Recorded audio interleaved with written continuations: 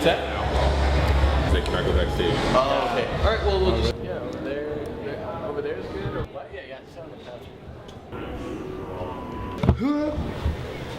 I like Pennywise. Oh, I guess these are flip knives. Yeah. I found one of those laying around. I never found out who owned it, so kept it. It's pretty cool.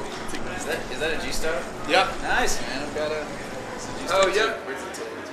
Yeah, I saw that there. Cool. This is your first time in Denver, too, right? Yeah, first time in Colorado. Cool. Welcome. Oh, Yeah. shoot, man. That's awesome. Yeah, it's awesome. Yeah. I've driven through here before, but never spent much time. Like, it's amazing. I love it. So. Yeah, always welcome. I actually represent the state of Colorado as a whole, so. No, awesome. Yeah, thanks. You toured with Little Dragon recently. Yeah. I hear she kind of has a tantrum thing. That's where she got the name. I never saw that, and they were the coolest people ever. Yeah, that was like, yeah, it was really mellow too. They were really like professionals. You know, they were just all about doing the best show they could. They just pretty much hung out, and yeah, they're all really nice. I wanted to ask you about the name too. Is it Tycho Brahe? Where does Tycho come from? Yeah, I mean that.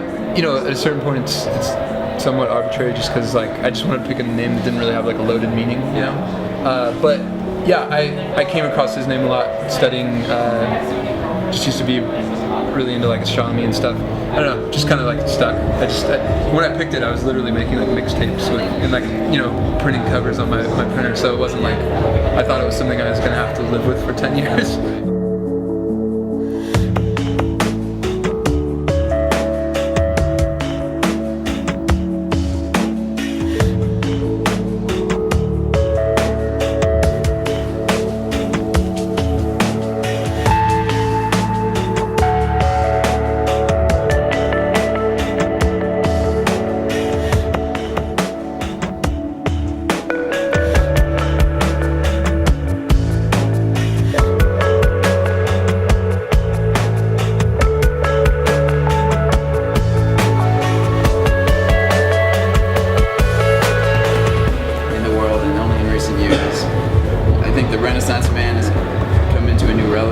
You put on a lot of hats with Tycho, with ISO 50. So I'm curious how you feel the Renaissance man does nowadays in the music industry. I mean, I think these days, at least in my experience, I guess I just wanted to do all those things. Necessity didn't dictate that I did all those things, but I do think that it's really a big help. You know, I think being able to do all those things and understanding the technical side of things, and also kind of having your hands in a few different mediums is kind of key these days. If you want to try to do like the independent artist thing and actually make a living doing all this stuff, you kind of have to do it all, or you know, it's not like it used to be where you just get like record contracts or whatever. You know? So that's how you did it as the independent artist. Yeah, you know, just like, I mean, I always focused on design a lot, just because it's a lot easier to pay the bills with that, and plus I think I spent more time really learning that in the beginning, and I've only shifted to music kind of recently, so yeah, I think that was a good thing to get me started and kind of so I could always, you know, it gave me plenty of time to be working on the music at night and stuff, and plus, you know, if your name's out there in the art world in one way, it's a little bit easier to be like, hey, here's this other thing, you know, and especially when it all kind of is part of the same big picture, you know. Yeah. It's easy nowadays to just get the MacBook and make sort of a fake version of just about any sound, you know. Yeah. But you obviously keep it really, really organic. How important would you say that is to go through the whole process? Well, I mean, for me, you know, it's just like anything.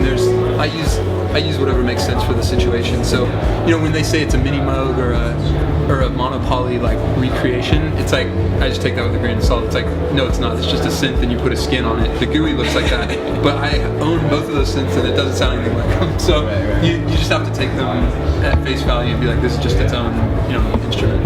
Yeah.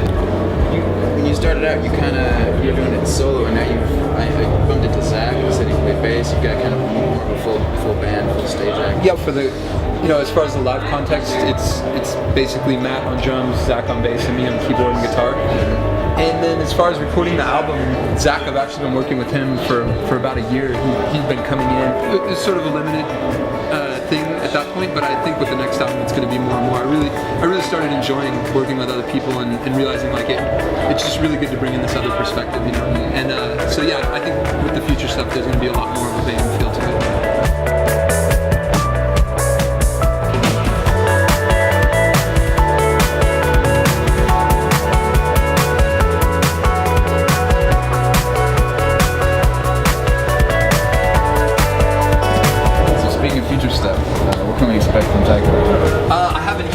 like it's pretty much there.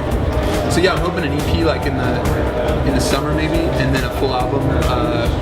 Hopefully, 4 or 5 months after that. I'm not sure. Don't hold me to that, but I always end up taking way longer than I think.